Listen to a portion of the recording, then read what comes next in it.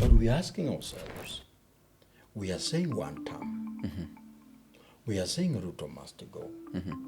Then we need to tell, because we've already made it very clear in the minds of the people that one term must happen. Or half term. The problem with the National Police Service in general is the fact that IPOA is very much a toothless dog. It does not have the capacity to fire the police officers. Maneno ya, when they tell us that protest peacefully, So there is no I don't peaceful understand how peaceful they want us. It's like even if they decide to shoot, you just die peacefully and fall down peacefully. No. We are not going to. A police officer that is a friend to me said to me, and he said it in Swahili, so I'll say it also in Swahili, risasi haina sorry. When Raila used to say, tomorrow is a holiday, even a cargo at the port that are supposed to come in the hinterlands, they were halted. Because huwezi pita Mombasa Road, na baba amesema leo ni holiday. My advice to the Gen Zs is this. We are in the middle of a storm, and if Kenya is a ship, Ruto is the captain. Striking the captain in the middle of a storm does not augur well for the ship, because the ship is likely to founder. And whether or not you consider the captain to be incompetent, it will not matter if the ship is at the bottom of the sea.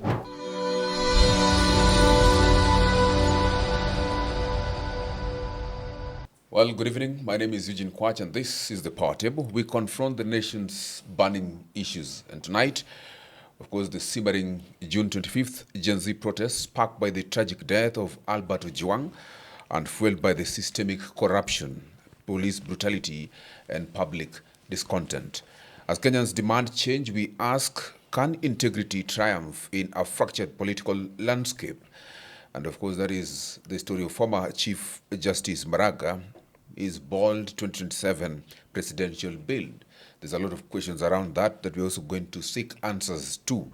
But again, what constitutional paths exist to challenge a faltering presidency? How do we end the cycle of violence against protesters? Of course, I'm joined by two gentlemen who helped me to delve deeply into these issues. Of course, they're going to chew them into balances that you, our viewer, can be able to then swallow. Well, my first guest is Paul Kimeu Kiminza. Kimeu is a lawyer joining us for this conversation. And of course, we also have Joaquim Simiyu, the fearless Bunge la Wananchi president. Thank you so much, gentlemen, for joining us for this conversation. And of course, this conversation is meant for you, our viewer, as you get to tackle critical issues that affect you, our viewer, on all issues. And tonight is such a night. Well, we begin with you, Wakili. Wakili, thank you so much for joining us for this conversation. Thank you very much for having me. Yes. June 25th, Yes. 2024, we witnessed the first of its kind, Gen Z revolution. Yes. 1 year later, and that will be on Wednesday. Yes. What do you make of what Kenya has learned or unlearned so far in the 1 year of Gen Z revolution? And have we made steps so far? I think the situation in Kenya has proved to be quite alarming over the past year. We have seen multiple kidnappings, multiple disappearances, multiple killings of civilians who have not been charged with any crime or even convicted of a crime. And the unfortunate reality, this is now speaking as a lawyer, is that we have also seen multiple areas in which the government has been totally unresponsive to judicial rule, because there have been multiple rulings that have come out where judges have made themselves clear about the abductions of individuals, and those individuals are still missing. Okay. And I think the past year has revealed the ugly underbelly of Kenya's executive. Okay. And how it is that Kenya's executive, for a long time, this is not just a criticism of the current regime, but of previous regimes as well, how they have been capable of insulating the security services from criticism from really the rule of law. Okay. Yeah, so that would be my comment on what we have witnessed over the last year. But we have also witnessed an incredible amount of resilience from Kenya's youth. These tactics might have worked Yes. in previous years, where they might have been cowed and stayed home. But we have witnessed an incredible amount of resilience from Kenyan youth, Yes. which must be commended. Although, as we go on in the show, there are certain things that, of course, must be reined in. Yes. But that would be my observation for the past year. Joachim, you're the leader of the president of Bunge la Wananchi, and it consists of a people that represent the face of Kenya, if I can say it. Yeah. And these are people who have so many issues, if I can say. Perhaps you can talk about these issues that Kenyans are facing from your perspective, and you juxtaposition the time of the first, the Gen Z revolution, that is on 25th June 2024, and this time. Have we made any tangible or significant steps towards actually helping the Mwananchi, and that is from the government side? Do they even listen? Yeah, they listen. The government listens, but after listening, that's where everything stops. Because when we talk about things, we see them responding to them mockingly.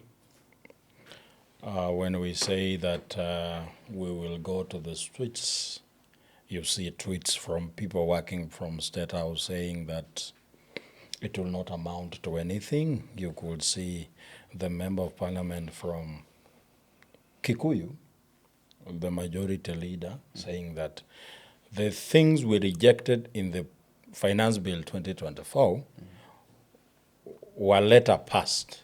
97%? Yes. By December 2024. By December, without noise and all that. That's basically telling us that no matter what you do, we will always have our way. And I come from a place where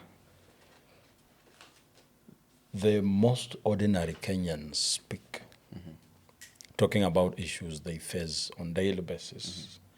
And that's why I strive every time when I speak a language that really resonates with what they are going through. Everything that we are witnessing in the country is as a result of people not being able to see the fruits of their labor. That you are in a country where you work so hard, you do so much, but the return is either nil or very little. So, and then again, they watch the government. There was a time when the president was saying that we should tighten our belts. There is no much there is no much resources. Okay. And therefore the Kenyan people should brace themselves for the hard time because we are going through some financial hitches. Then again, the same Kenyans that were being told to tighten their belts, they were watching the government that was saying they are not doing so well financially. Then you could see the opulence. So they were asking, is this the same government that is saying that we do not have money? Then they start asking questions. One of the things I should thank President Ruto for is that he has been able to press a button that has awakened everyone. A bus driver in the previous regime of Uhuru Kenyatta, who probably was earning 30,000, is doing the same job today, earning the same amount of money, but he cannot afford the things he used to afford in the previous regime. How comes it? Unga was as reduced. Life does not just revolve around Unga. Life is a whole lot of things, because when your child is sent away from school because of school fees, you do not go with a bag of Unga. When roads are not in good condition and when it rains there is mud, you don't repair that road with a truckload of unga. So there is a lot. So the person who was earning 30,000 could afford a certain number of slices of bread on the table. Okay. And today he's doing the same job. But he's struggling to afford that same bread. That the children are watching. Our dad has lost even his warmth. Okay. He's always in the corner thinking about the next step of putting a meal on the table. When the children start getting into a conversation, because we have very curious kids right now, they want to understand what is really going on. Why are we not getting the same number of slices of bread? Then the parent mentioned the name William Ruto. And because this generation is a tech-savvy generation, Yes. they go into their phones and they try to see what has Ruto done that has actually affected our lives at home. Then they realize on his trip to the US, one plane costed 200 million. Then they realize the president is using a lot of money to renovate State House. They realize, no, there will be no money for exams and invigilation. They realize there will be no money for critical illness fund. But these things used to be there. What has happened? That's where the whole conversation now begins. Okay. That's where you find them on social media asking questions. And instead of the government thinking about the issues the people are raising, they want to silence them. Okay. And I think that's the biggest issue that led to the June 25th. The Finance Bill 2023, I heard the president say akiwa Narok, that wapende wasipende, tutapitisha hiyo finance bill. Na wakati ilipita watu waliona their will had been defeated. Okay. So they wanted to show the government Yes. that the power belongs to us. To the people. Yes, yes. Interesting. Well, let me come to you, Wakili. The June 25th protest, Yes. dubbed the Gen Z Revolution, Yes. it looms large. And it was actually, and it is actually fueled by the death of Albert Ojwang, and of course, systemic impunity, let's Yes. say so. And if I can just ask that, what are some of the shifts, or the seismic shifts actually that we expect? Something big in this June 25th that we expect compared to the other one, the violence? Well, I can't really comment on what shift precisely we're going to get because I'm not one of the organizers. Okay. In fact, I think what we have witnessed cumulatively has been that the revelations that have come to the fore of Kenyans' minds has been that we have an unresponsive executive when it comes to the issues of use of violence, because the incidents that are now being referenced by Kenyans are the ones that are in the public sphere, the ones that were witnessed by the public, where there was actual CCTV footage. There was, for instance, the recent shooting of that young man was caught on camera.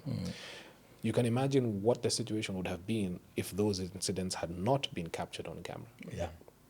Because I am dealing with a situation where we have had hundreds of young men and women who have just disappeared.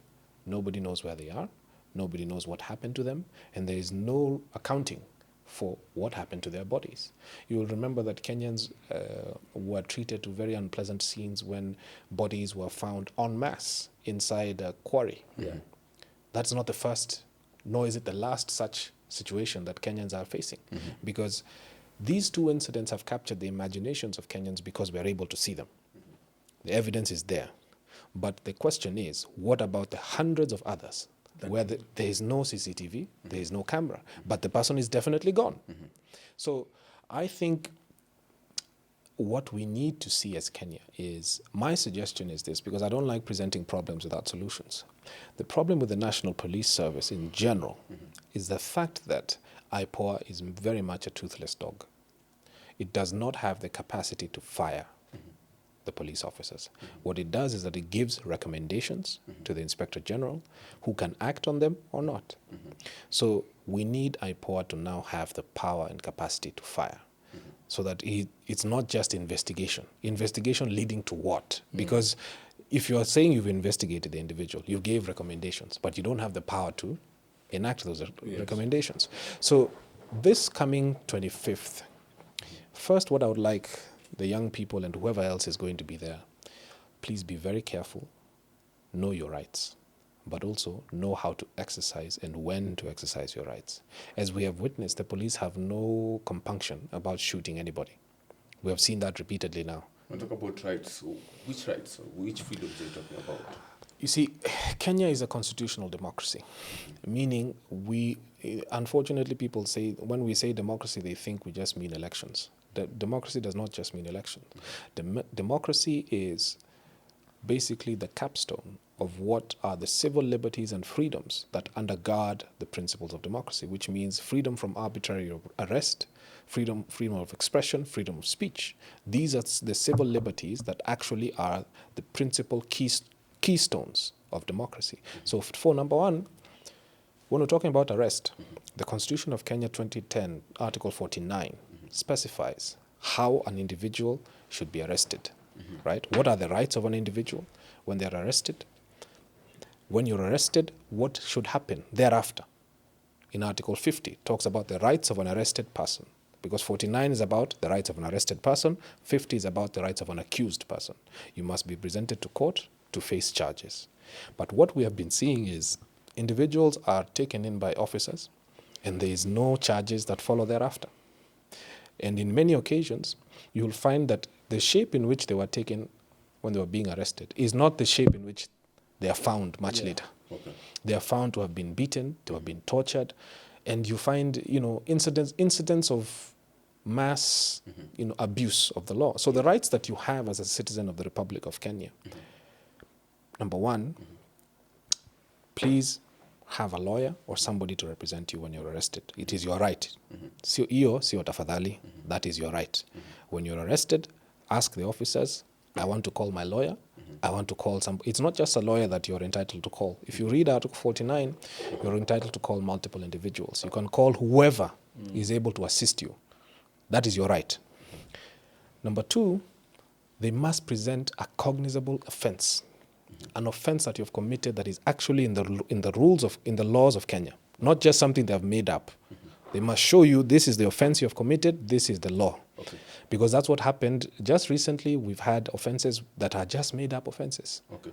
But again, let me just ask you, because he's mentioned something, I'm coming to you. Yes. He's mentioned that the majority leader Yes. of the National Assembly Yes. was saying the other time that over 97% Yes. of some The proposals, of the yes. proposals actually that were made Yes. the other year Yes. had actually passed, came Yes. to effect by December. December Yes. 2024. That's true. But again, the president initially said that he had actually decided to halt. What? Because there's also the public participation. Yes. It's constitutional. Actually, it agrees. It allows Kenyans Yes. to participate. Yes. And maybe it's because of Kenya's agitation that the president said that he will not continue the finance bill. What does it tell us about our government, or rather constitutionally, where does it place the executive, if I can say, more so in listening to its people? Kenya is very delinquent when it comes to the issues of constitutionalism, because constitutionalism, much like democracy, is not just about writing a constitution. It's about also upholding the principles and values of that constitution. So if you look at the manner in which public participation is said to have been taking place, public participation is not that you call us to a baraza, you take our names down and then you say public participated. No. What did the public say? What did they say about these things? What was the sentiment of the members of the public? Because remember, unlike in the previous constitution, the current constitutional dispensation is such that the people of Kenya themselves are the sovereign. Right? It is you and I and everybody who's going to be watching this broadcast who are the sovereign.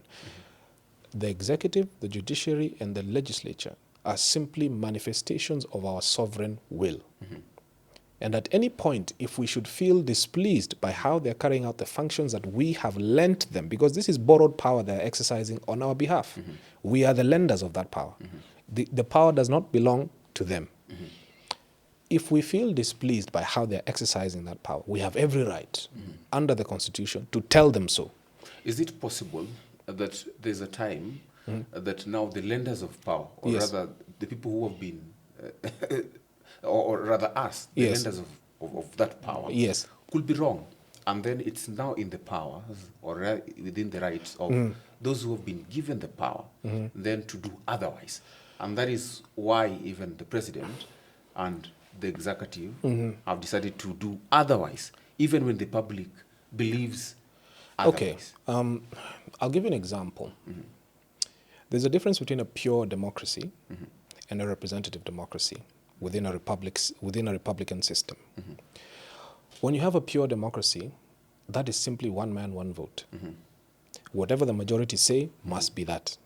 But when you have a representative democracy that is ruled under a Republican system, you have equal representation so that you're able to temper the majority voice by also including the minority in the government decisions.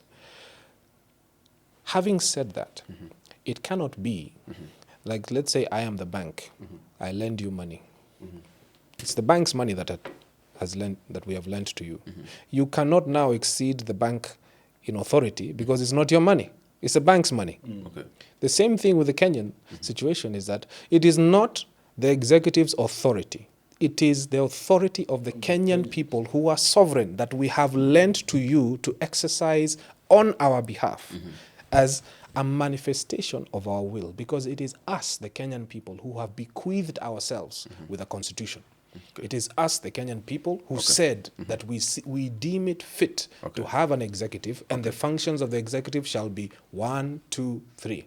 If the Kenyan people are saying this executive is not doing what we, the Kenyan people, told it to do, they have every right to go to the street in an orderly and peaceful manner and to say, hey, you are not doing what we told you to do. You cannot overrule us because your authority comes from us. It is not inborn to you. The president did not wake up as the president. It is us who decided that there will be a president. It is us who decided that there will be a minister.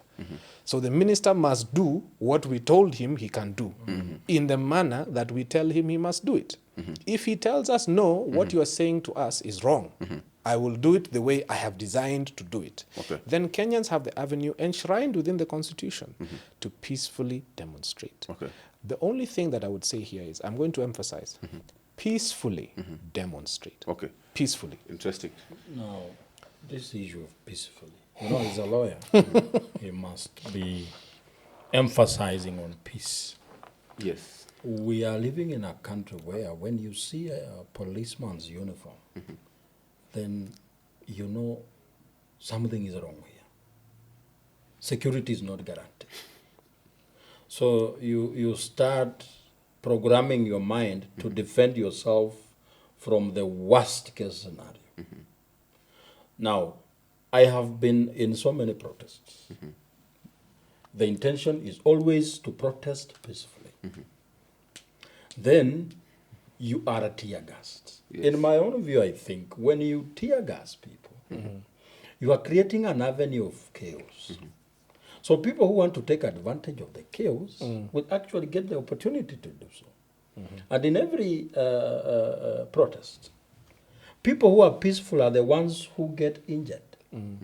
But people who are actually perpetrating violence are protected. The other day we saw people being escorted by police land cruisers. They are carrying batons and other crude weapons. These are the people who are given an escort by the police, sponsored by the state that is telling us to protest peacefully.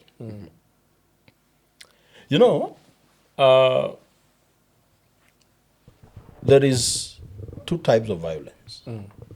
Kuna offensive violence, then defensive violence. When I start punching you now, you could be very peacefully seated. But you will start being violent, not because you want to, but you have to do it to To survive. defend yourself, yes. It's when we go to the streets on June 25th, it is the government to decide whether it's going to be peaceful or chaotic. We will come very peacefully, but it depends on how they are going to treat us in the streets. Okay. You cannot come with a baton. You are a police person in a mask. What are you hiding? You are not in Barago. You are not even in an external territory where there are terrorists. You are dealing with people who are only armed with masks, a bottle of water, and a flag. Then you come with a hunting gun, cocked, ready to shoot. You end up shooting someone who is in surrender mode, lifting one of his hands up, and the other one is carrying masks. Then you tell us that when you come tomorrow to protest, come peacefully. We will come because it is in the constitution that we are supposed to protest, present our petitions. But they should not be fooled to think that we will just sit there and watch if they become violent. I also remember there's a statement we say that we are coming, they are telling us that it's going to be just a commemoration.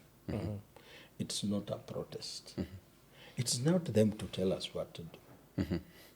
We are coming, the commemoration of what? A protest. Yes. I've heard Isaac Maura say that, it's just going to be a normal day, just stay at home if you want to remember them. How do I remember a comrade who died on the street just in front of Parliament by sitting at home? I need to go with a wreath and lay it where his brains was splattered on the pavement. That's why I have to come. And we have said we will come. It's the duty of the government to provide security to us and make sure that there is no violent person infiltrating. So, maneno ya, when they tell us that protest peacefully, So there is no I don't peaceful understand how peaceful they want us. It's like even if they decide to shoot, you just die peacefully and fall down peacefully. No. We are not going to I do think that. I'd like to tack on just a little bit there because I think it's quite important to include the following. Yes. What Joachim is saying is that it's very important to understand. The National Police Service is an arm of the executive, essentially.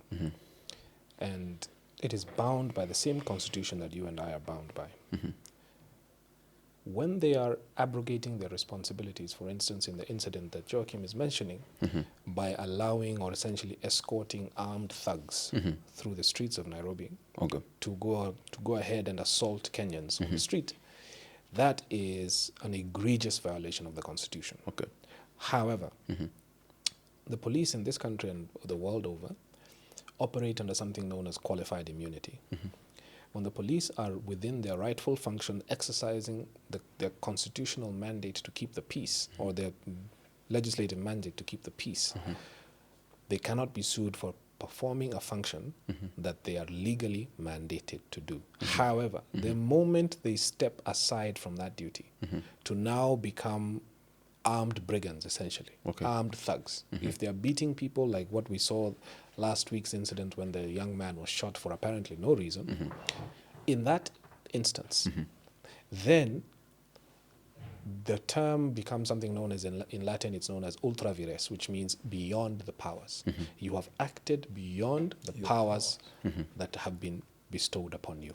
So in that instance, if the police go beyond the powers that they have been given, I am cautioning everybody watching this broadcast, please use a lot of wisdom, because a police officer that is a friend to me said to me, and he said it in Swahili, so I'll say it also in Swahili, risasi haina sorry. Once you have been shot, there is no amount of sorry that will undo that. Yes. So exercise, if you must, if you must go with Joachim on Wednesday to protest, Yes. please exercise a lot of caution. And also on the same, let me just ask you, because there's this issue of Albert Ojwang. Yes. And the Deputy Inspector General, Yes. Eliud Lagat, Yes. has actually been mentioned conspicuously in Yes. this case. But the DPP. the DPP's actually Say questioning list is not in the list. And this actually caused a lot of questions from bloggers and generally Kenyans. How will you prosecute? Even me, I'm asking that. How will you prosecute this now that Okay. Talam is involved, the OCS of Central Police Station, Okay. other police officers, yet the person who has been The greatly complainant mentioned. in this case. Yes. Okay, let me put this on the record. As a lawyer, I cannot speculate as to who is responsible or who is not. That is a work for the DPP to conduct an the DPP and the police to conduct an investigation and mount prosecution. So what I will do instead is talk in generalities, because I cannot talk specifics without having the facts in front of me. And in the event that there is a court case currently going on, I am barred by law. I cannot speak about that. He is bad, but I'm not. No. We are both bad. Oh, Yeah, if you speak about an ongoing court process, you will find yourself. in jail. Yes. So what I will say is this. The avenue for private citizens to begin a private prosecution under criminal law is available. So you can apply directly to the DPP's office, and there are two avenues for doing so. Yes. Number one is that either the DPP is unable to prosecute, or two, unwilling. If they are either of those two, you write to them and you say, hey, I want to begin prosecution of this individual. The DPP will either tell you yes or no. If they tell you no, and they still don't prosecute, you go to court. And you go to court and you say, I have applied to privately prosecute so-and-so. The DPP will then be summoned to court and be asked, this individual wants to prosecute so-and-so for crime XYZ. What is the response from your office, Mr. DPP? The DPP will then say, I am doing 1, 2, 3 about it. If the court is not convinced that the DPP is actually interested in prosecuting that case, then you are given leave of the court to pursue private prosecution as a private citizen, because the work of prosecution in our country is given to the government. That's why you'll find in every criminal case, it is our republic versus so-and-so. So in the instance where you find that the public authorities are not interested or they are not willing to prosecute an individual for any number of crimes, whatever it is that they have done, the private prosecution can then be commenced. And it does not mean that the DPP has to give you leave.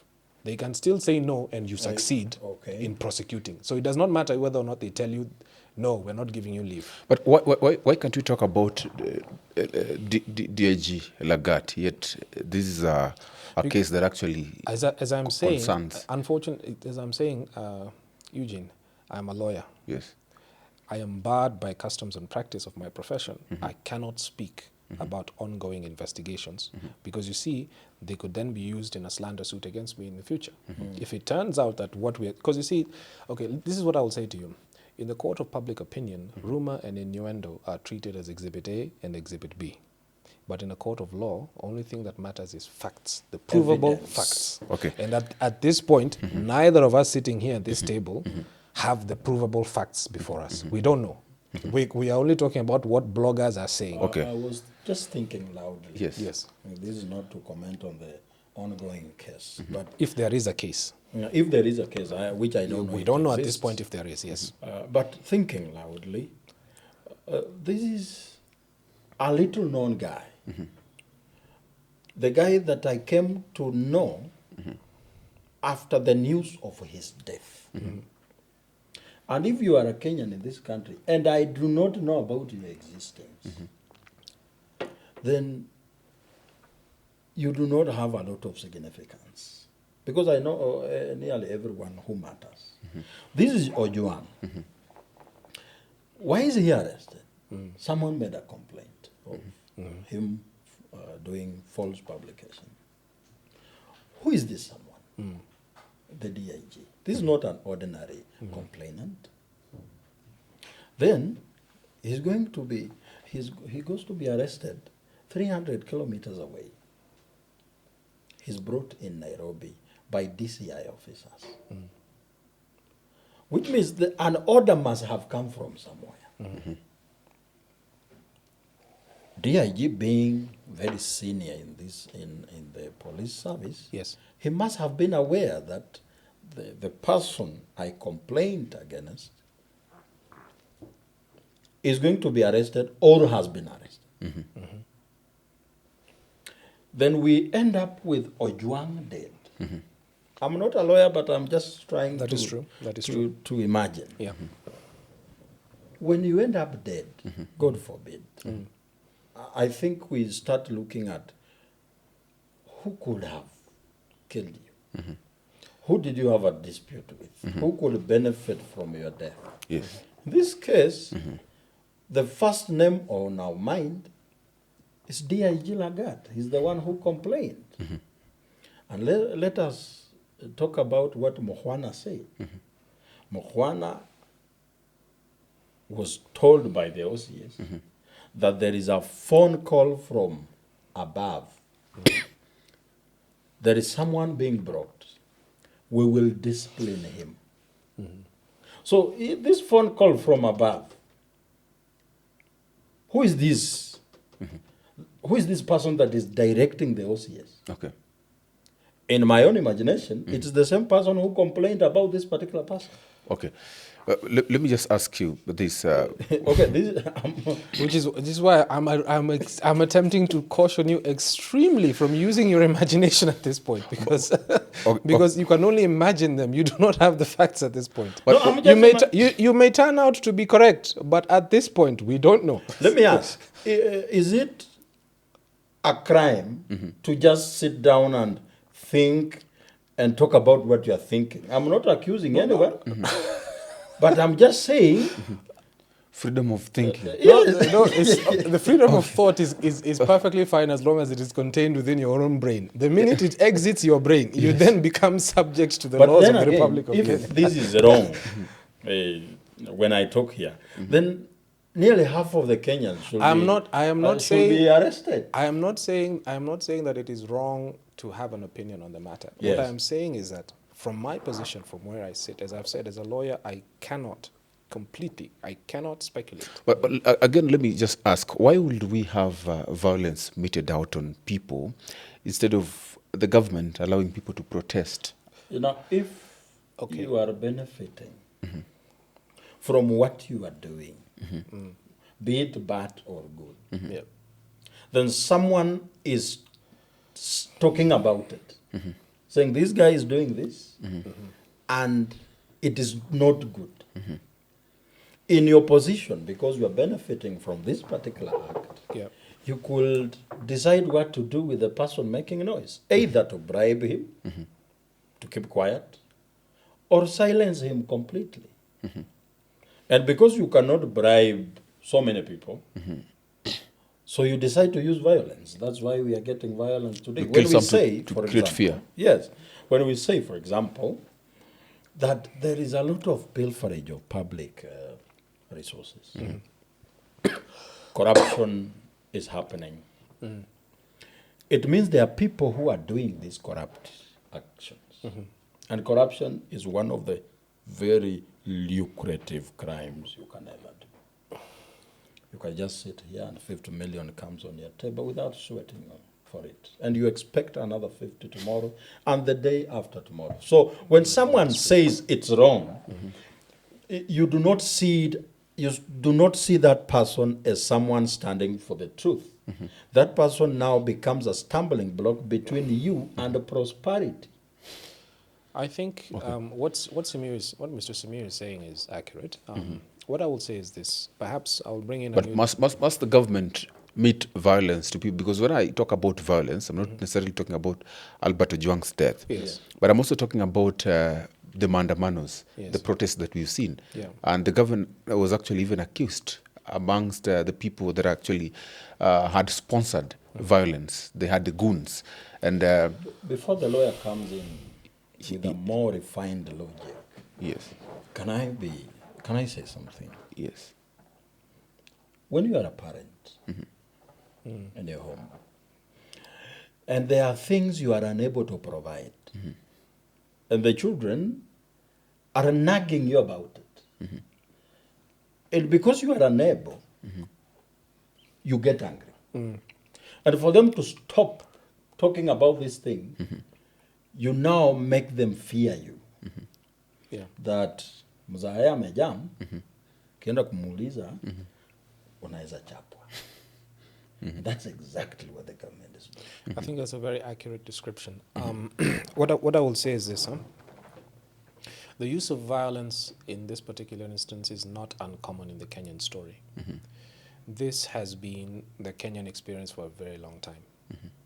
It is only that we have a marked difference between this current generation that is protesting and our own generation. I'm not a Gen Z, I'm a millennial. I'm an older millennial. And during my time, if you protested in the streets, you were likely to be shot without anybody caring about it. In fact, because I grew up in the time when there was a nexus between analog and digital technology. When we were now coming from the analog, the dial, what was it, the rotary style phones where you had to, circle your finger all the time to get to call somebody. When the yellow pages was still a thing, you used to get a massive phone book from the phone company so that you could see whose numbers were there. So for us, the experience of protest is totally different from what it is today. This current generation has access to technology like never before. So any incident that happens, they're able to post it very quickly. And so you found that their level of agitation is also much more than you can say in previous generations, because they're able to express themselves much better than other generations. The problem with violence is that if you look at the National Police Service, it has been used as a punitive force since inception. It is not a force that you would say in any civilized country. Why do they have jungle green camouflage uniform in metropolitan areas? Why are they carrying, if you even look at the weapons that they're used to carrying, right? These are used for jungle warfare. Assault weapons. These are weapons really that they rarely have options for de-escalation. If you look at how their deployments are issued, they are like a military, It's like a military that's functioning amongst civilians. Yes. And look at how the police service is remunerated. Look at how they're trained. You cannot possibly expect that an individual who's getting as poor a pay as our National Police Service is getting is going to care very much about civil rights. They don't care. Okay. Let me just ask you this, because we've had protests in the country. Yes. And we are currently facing some. Of course, on 25th of June, we will be having another protest. Definitely. But now the thing is, you compare the other protests, they were led by people. Either Raila Odinga was in the lead, or some opposition figures were in the lead, actually, for these protests. They used to call them, and then the protest happened. But these protests that we are experiencing since 2024, on 25th, they've been led by the so-called Gen Z, who are leaderless, who are tribeless, and everything less. And spotless. And yeah. I have two questions for them. To what end? Because we saw when Raila, for example, let me use him as an example, when they were protesting, they wanted this, and this before they should actually stop protesting. Yeah, the bare minimum. The bare minimums. What is the Gen Z's bare minimum? Because if they say Ruto must go, and then I think that is why I'll also loop in Wakili to tell us to what end does half term, quarter term even go to? One term. Yes, and one term. But let me just ask you, what is the intention of this protest, particularly the one we are experiencing in 25th June, and how do you compare with this protest between the one that was led by, and the one that is not actually led, and even to what end? Let me start with the ones that were led by the person I had. If there is any politician I respected and admired, it's Raila Odinga. I used to believe he's the only one who really cares about the people. And I know I'm not the only one. Quite a number of us are. The people who used to protest during Raila's time, me included, we were not going to protest because of us. We were standing with the person we believed in. We were actually sharing his grief of losing an election. And because you really wanted this person to win an election, because you believe there are things he's going to do differently, and he's convinced you that he's been rigged out of an election, and your emotions have been whipped so high, so you join him in the protests. One reason, elections have been rigged. Two, cost of living is high. Three, the server must be open. You see, it's a combination of interests. I am going mostly to protest because I've been told the cost of living is high. Raila Odinga is not protesting because of the cost of living. He's protesting because of the server and him being rigged out of elections. And a thief in that protest is protesting because he knows in this chaos I can get one or two phones, then I buy something at the end of the day. The difference between Raila's time and now is that you do not have someone to negotiate with today. At that time, the president could call Raila and say, hey, my friend, calm down. Things are not going right. Because when Raila used to say, tomorrow is a holiday, even a cargo at the port that are supposed to come in the interlands, they were halted. Because where's Peter Mombasa Road? Na baba amesema leo ni holiday. A non-gazetted holiday. Yes. Okay. So, you could negotiate. And Baba, when he says, hey, let us now have dialogue, people could agree and wait for the results of the dialogue. But right now, people, young people mostly, sat down, identified the problems, and they came to the street. You arrest this one thinking he's the one in charge, tomorrow they come again. You abduct this one and enforce his disappearance, you think he's the one motivating them, they still come. It's like a case where, is it Colombia, this dreaded drug dealer, the government had to form groups to kill this one particular drug dealer. In Pablo Escobar. Pablo. And when they did, the same groups that had been used to kill Pablo had identified the system of how you can carry out this trade, they inherited him. So the government had a bigger trouble of dealing with many gangs. They should have just dealt with Pablo. The government had easier time dealing with the Raila Odinga. Today it's hard because you could agree not to go to Maandamano on your own volition. But I decide to go. And this one decides. So even if you manage to convince half, half will still go. Half will still go, and you will still have a Maandamano at the end of the day. So that's the stark difference. But we're asking ourselves, we are saying one term. We are saying Ruto must go. Then we need to tell, because we've already made it very clear in the minds of the people that one term must happen. Or half term. Or 3/4 term. So the people could be wondering, why must Ruto go? What has he failed to do so that we make him just a one-term president? This is the thing. These are the things that President Ruto has failed to do. We are only reminding him of the promises he made during campaigns. That, hey, Mr. President, you said children under the age of 3 months will be provided for diapers. Where are they? You said in your own manifesto that your government will import 10,000 tractors to be distributed across the country to help us in agriculture.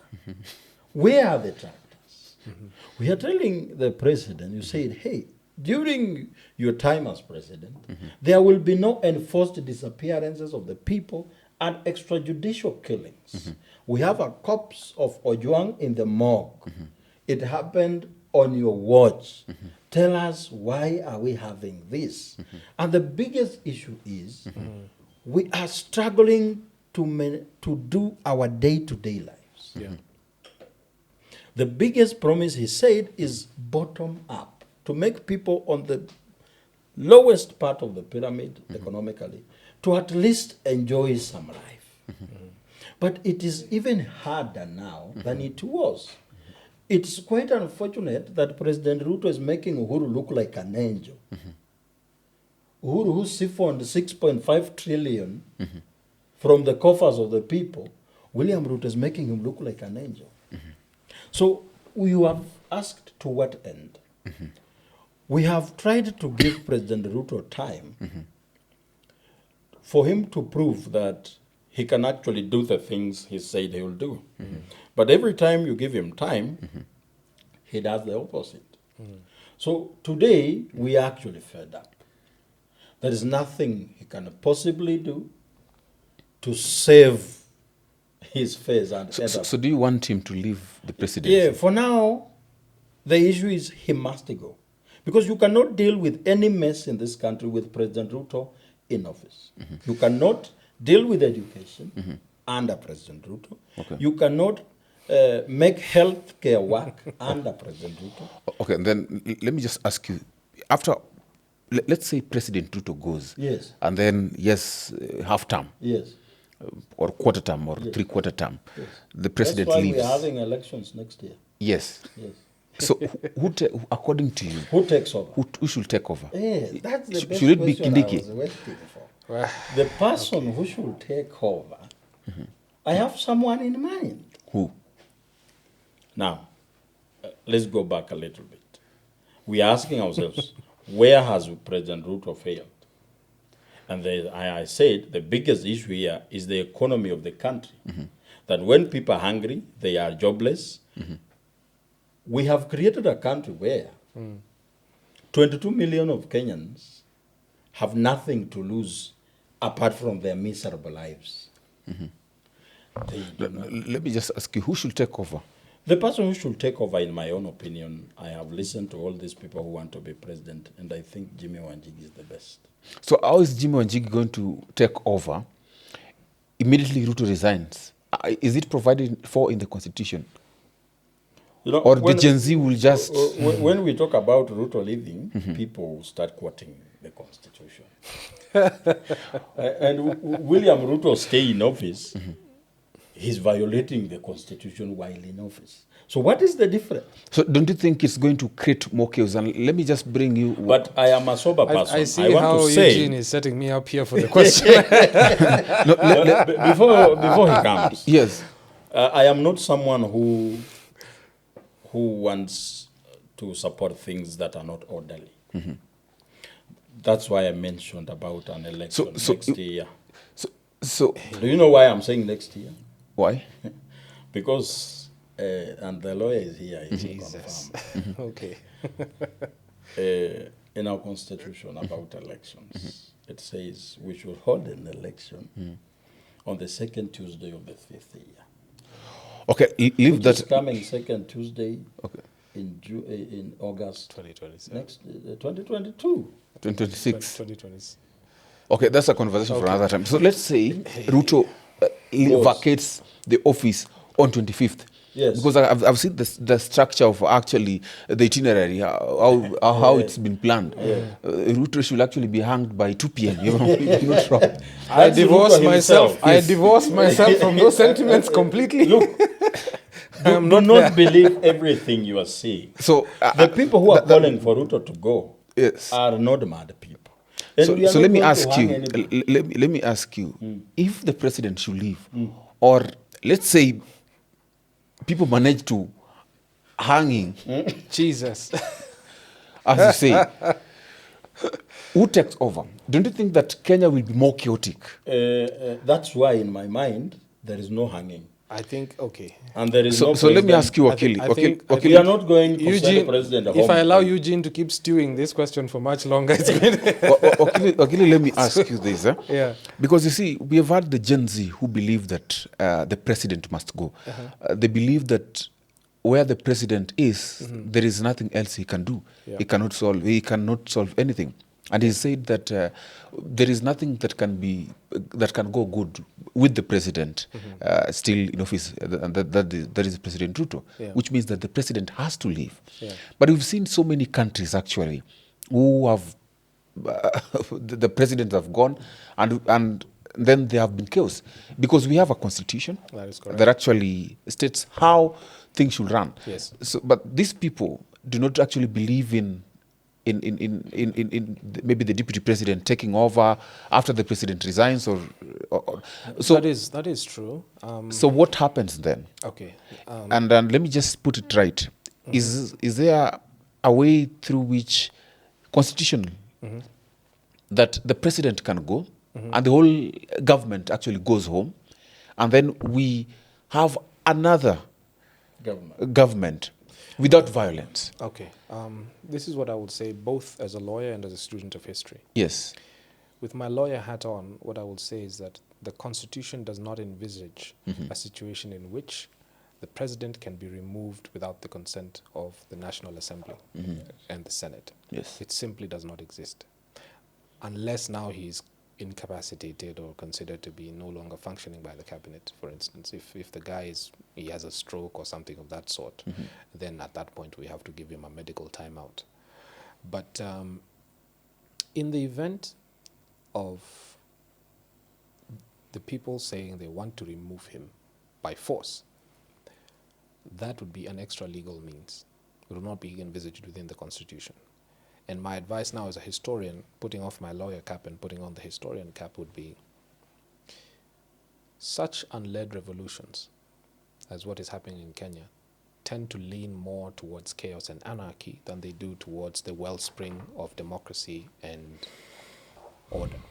If you look at what's happening in Burkina Faso with Mr. Traore, he is a rare exception. In majority of such incidents that have occurred, what we have had is complete and total chaos. If you look at even our neighbors here, Ethiopia, it is the first prime minister they have had that they have actually elected. All the other previous prime ministers have come in at gunpoint. Somalia has never been the same since 1991 after removal of Siad Barre. DRC is constant chaos all the time.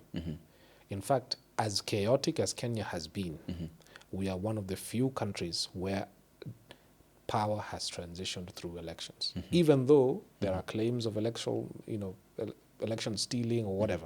But at the very least, there was an election, and power was actually transferred as a result of an election. Look at our neighbors, right? We have in Uganda, a fellow has been there for almost 30 years now. 40. Right? Rwanda, the same thing, right? So my advice to the Gen Zs is this. We are in the middle of a storm. And if Kenya is a ship, Ruto is the captain. Striking the captain in the middle of a storm does not augur well for the ship, because the ship is likely to founder. And whether or not you consider the captain to be incompetent, it will not matter if the ship is at the bottom of the sea. The best option that we have as a republic, and I'm not saying this as a fan of Ruto, I didn't vote for the guy, and I'm saying this openly, I didn't vote for him, and there are many things that I don't support that he's doing. My advice is, let us get to a port of call. 2027 is just 2 years away. Once we get there, we can tell the captain, if you so wish, Captain, we are not satisfied with your services and how you steer the ship. We want somebody else at the helm of this ship. And at that point, we very peacefully express our will through the ballot. And we tell the gentleman, enough, go. But if we attempt to do it now, what we will have created is a situation of continuous anarchy. Because remember, the faction that support, in as much as there's a very noisy and expressive group of people who are supporting the removal of the president, you may be surprised that there is an equally large but silent group of people who are supporting the president. And those people will become the enemies of this country going forward. Because whatever other progress is proposed, whatever other initiative is proposed by the new administration that would take over, they will be the first to dispute, they will be the first to destroy it. And the reason is that they will always cite is that you did not give us time to execute our mandate, therefore we will not give you time to execute yours. It is for the betterment of this country that we allow a non-violent transition of power. We wait for the 2 years. 2 years is not so long that we cannot wait, for God's sake. I mean, let's just wait for the 2 years and send, if at all the will of the people is to say to the gentleman, go home, then he goes home. Okay. He's talked about the captain in a storm. What if this same captain is the one who steered the ship into the storm when we had another route that did not But have the Mr. storm? Simiyu, what you must understand is, as I just said right now, there is a group of people who are very expressive about their opinion, that they believe the captain is asleep at the wheel, that he's in fact, he has led us into a maelstrom. That is perfectly valid for them to believe so. It is within their constitutional purview. The problem is, there is also another group of people that believes that he is in fact steering the ship in the best manner possible. When you have two competing viewpoints like that, the best is not now to come to blows, because you taking the route of violent or forceful removal, that is coming to blows. Let us wait. Okay. Hakuna mtu ana supporters. Even Idi Amin and Adolf Hitler had people who believed that Adolf Hitler is doing the best thing by killing the Jews. Okay. Just a moment. Let's hear what Eugene has to say. Let me just ask another question. Actually, But before you ask the question, I wanted to make something clear. Okay. When I said Jimmy is the best, in my mind I didn't have any instance where we send away the president through a chaotic system. We are the people who believe in order. And we are coming. We have abstained from all this sloganeering and all that. You don't find us there. Okay. We want to be, how do you say it? The people that try to reason when there is a lot of noise. Okay, you mean the peacemakers? Yes. And therefore we are asking, even as we say one term, this one has failed. This is how he has failed. Now the person who comes should come and do this. Okay. If it is one term, then that's perfectly reasonable. If you're saying finish your term and go, fine. But if you're saying no, half term or three-quarter. The reason why I have a problem with the person finishing the term, this captain has said he will not hand over. No, okay, I can completely understand that sentiment. Okay. What I am saying is the legal means is the first term, once it is over, go for election. Whoever is the candidate that is preferable to him, give that person the mandate and allow them to steer the ship now. And then we see the difference between the two going forward. But attempting to remove him at the midpoint, because remember, elections cost money. And the Constitution is absolutely and abundantly clear about how elections are to be conducted in this country. The Constitution has said specifically what date the election will occur. Yes. So even if this president were to be removed, the incoming president, we would still need to have another election because this term was interrupted. Okay. Let me just ask this also, because the Chief Justice, former Chief Justice David Maraga, has also actually thrown his heart into the 2027 presidential race, and he says he wants to be president. Do you think this is a person who should actually be given a chance to rule Kenya? David Maraga is one of the rare Kenyans you will ever find. And I will always remember the nullification of the 2017 presidential election results. The person seated on that seat was David Maraga. That's true. I understand that the statements he made, he was putting his life on the line. And the opening statement he said is that the greatness of any nation is determined by their, I want to remember the exact words, The greatness of any nation is dependent on their constitutional words. Constitutionalism, yeah. Yes. Adherence to the constitution Yeah. and to the law. And above all, the fear of God. So this is a person who can stand before the people and take the Bible, raise his hand and say, I swear, I have never taken a bribe. You know, in Kenya, you will be shocking so many people. How does he manage to be in public service without taking a bribe? So if Kenyans were serious, such people are the people you bring together. And actually, in this coalition, where I have mentioned the presidential candidate being Jimmy, we should work together with people like Maraga if we are serious with changing how the country is led. Why not have Maraga at the top? You know, I am not disputing that he should not be at the top. Let's talk about Maraga. Yes. Is he fit for the presidency? Yes. Why Very fit. Can you vote for him? Yes, if he's the one, we've decided that he's the one to represent the people that want to bring You seem a change. bit skeptical. But Yes. I think before we go too far, Yes. there's something that he's touched on here that I'd like to perhaps expound on just a little bit. I think the frustration and the anger that you're seeing amongst the Kenyan youth is a symptom of a long building problem. And this problem is that the people who are charged with the responsibility of overseeing the public goods and services are not themselves the consumers of those public goods and services. Okay.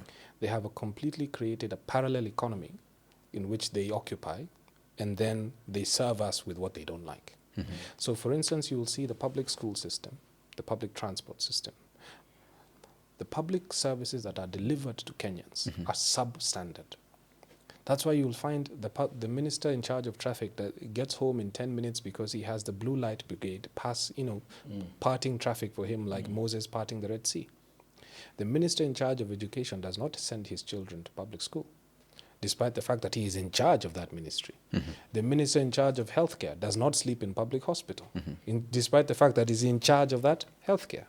So it is a problem that has been bubbling up for a long time, and it is because our public officials have completely insulated themselves from the public goods and services that they're in charge of administering. And until that changes, until we have that it is now mandatory, like what Kagame did in Rwanda, if you're a minister, if you're an MP, your children must go to the public school that's next to you. In no time at all, those public schools improved very quickly. Because the people in charge are having actually to consume the goods and services that they are in charge of. In my community, we have a saying, if a man serves you a meal but does not serve himself that same meal, don't eat it. Because why is he not also consuming the thing he's giving you? And that is the frustration, that is the culmination of frustration that you are seeing. Because we have a public service that is totally and completely immunized from the goods and services that they offer. That's why you'll find almost every public servant that you meet has 2 or 3 other jobs that they are doing on top of their job. That's why you find our political class are the ones that are billionaires. And you ask yourself, but this fellow was not this wealthy before he went into parliament. How is he now driving, the latest Range Rover every other day? How is he able to afford these luxurious foreign trips? How is he able to do 1, 2, 3 when we know the publicly listed salary is such and such? And the reason is because when you have you have public goods that are supposed to be given to the public, administered through our taxes, right? But you have private consumption of the taxes. And then when it comes now time to pay back the debt, the debt is now made public so that everybody pays, but we are not the ones who consumed the money. The people who consumed the money are still in state offices, but we are required to pay the money as if we... Actually, the people who consume... So that's why I decided to jump a little bit there, because I saw what you were saying. When you mention debt, you are mentioning something that is very close to my heart. Because as we stand today, we have a debt of around 11 trillion. Mm-hmm.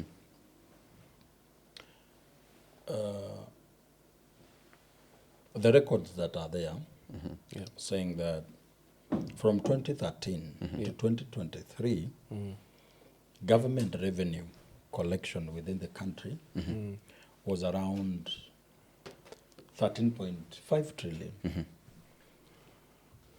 Expenditure by government for the same period of time Okay. was around 14.8 trillion. A deficit of around 1.4 Okay. trillion. Okay. The money that we needed to borrow to cover the deficit. But for the same period of time, Okay. these people borrowed nine Yes. or eight around there. Yeah. It's a lot of money, yeah. Then when you do your mathematics, you realize around 6.5 trillion borrowed debt Just was not approved by parliament, Yeah. Okay. was not pegged on any project, but that's the money that me and you are supposed to pay. And that's the same excuse the government is using today to deny you services and tax you more, saying that we have a problem of debt. I think that is exactly the issue, because Kenyans are on the street demonstrating repeatedly about the financial crisis, and that financial crisis has been precipitated by the fact that we are paying for debts. Okay. But the question is, Who took the debt? we are paying for debts. Okay. But how was the debt utilized? Because of time, Yes, go ahead. that's a conversation we can have, but of course we'll be having it some other time. Yes, Is of another conversation. But even as we come to the end of these conversations, because people are asking, of course, June 25th will be, and actually was a day to remember, and probably will be a day to remember, 2025. Yeah. But as people are agitating for these issues, they're looking at who should be the captain for this ship, as you've said. Yeah. And then Maraga, and of course, then it talks about Jimmy Wanjigi. Yeah. If you look at these two, let's talk about these two figures, for example, Yeah. particularly Maraga, because he's a lawyer like yourself. Yeah. Do you think that if you look at the Kenyan politics, the way it is, Yeah. and how ethnic, how it has always been, and also you look at, generally you'll be looking at, you talked about Kenyans actually crowdfunding Yeah. his campaign. Yeah. Do you think Maraga's presidency is then inevitable? I will say this as, again, as a student of history. If we examine the history of this republic and how money and politics have become entwined, it is often that the Kenyan people have voted against their own interests because somebody gave them money at the time of voting. I have myself witnessed school teachers claiming that they could not read at the ballot box so that they could be given 1,000 shillings by the agent of the person that, because the law says if you cannot read, the agent of the person you wanted to vote for is to come and assist you to vote for their candidate. And then they go outside and signal their lackeys outside waiting with money that yes, he has voted for our guy, give him 1,000 shillings. This is not a story that I'm telling you from other, I have seen it myself. This is a school teacher, somebody who's employed by the government, and they are telling us plainly, I cannot read. I want to vote for so-and-so, give me that so-and-so's agent. So when it comes to the culture of money and politics, if Kenyans again vote based on who is going to promise them 500 shillings or 1,000 shillings on the election date, we must be prepared for more of the same. The issue with Maraga is this. He's a good man. But unfortunately, what you have with most Kenyans is they're not interested in good men. They're interested in the individual that is capable of guaranteeing them the things that they want. That tells them that this community is the bane of our existence and therefore we must fight them at the ballot. That preaches division. Because it's much easier to tell your people that so-and-so is the responsible for our downfall than to actually look at your own people, look at yourselves in the mirror and ask yourselves, why are we here? Why are we in this position constantly? It is because The leaders of groups that are lagging behind tend to be the worst people because they keep pointing to external factors as being the reason why those people are not doing well. Instead of how are we as a people, as a group of people, actually corresponding amongst ourselves. So if you look at Mr. Maraga, if you heard his interview that he conducted last week, it came as such a shock to most Kenyans because Kenyans are used to bombastic proclamations and statements about how he's going to do 1, 2, 3, how he's going to jump up and down. How that's the kind of political theater and pantomime that Kenyans are used to. So when a leader comes in and speaks very softly and is calm-headed, is not insulting others and calling them all kinds of colorful names, some Kenyans are turned off. It's like, oh, this is not the leader. Because the expectation for political leadership in this country is that a politician must behave himself in 1, 2, 3.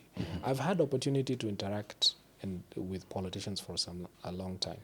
And you will find that politicians from different countries, if you call their constituency office, just listen in to their phone calls, the constituency office. What are the phone calls they are receiving? Oh, the school district is underperforming. The power company is overcharging us. The public utilities are too expensive. Those are the kinds of phone calls that the public is making to their members of parliament. Compare that with the expectation of leadership in this country. Oh, my mother is sick, she's in hospital.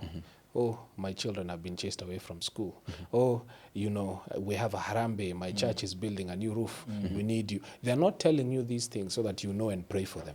They are telling you these things because they expect you to fund all those activities. Okay. So if Kenyans go to the ballot in 2027 with the same expectation that the political leader is not just a political leader but a social worker who should fund their activities, whoever has the most money at that time will win.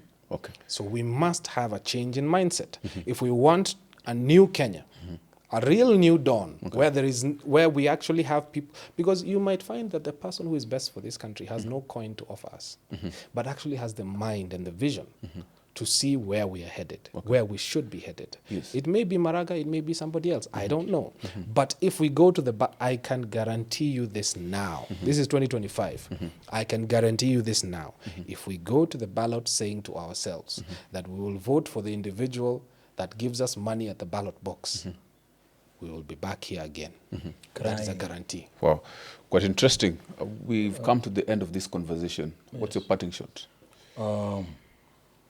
At some point, a friend has said, it's very hard to fight for Kenyans. Some of us who have chosen to be on the path of Kenyans, we understand all the risks. Even before the government or someone else comes for you, the Kenyans themselves, the ones you're fighting for, when you fight for Kenyans, you will only be using one hand. And you will be using the other hand to defend yourself from the same Kenyans you're fighting for. It's because Kenyans are like children who grew up in an abusive home. You grew up with an aunt who never loved you. You used to eat hidden in the kitchen. You used to be treated so badly. So you grew up only knowing that people doesn't really like you. So when you meet someone who expresses love to you, you think he has ulterior motives. Have you ever fallen in love with a woman who has been mistreated? They think, they never trust your genuine intentions. They think you are just like every other person. And that's Kenyans for you. Kenyans have been led by people who are so selfish. And so when you come forward as a leader who is actually interested in taking care of them, you look very strange. You're met with suspicion, yes. Yes.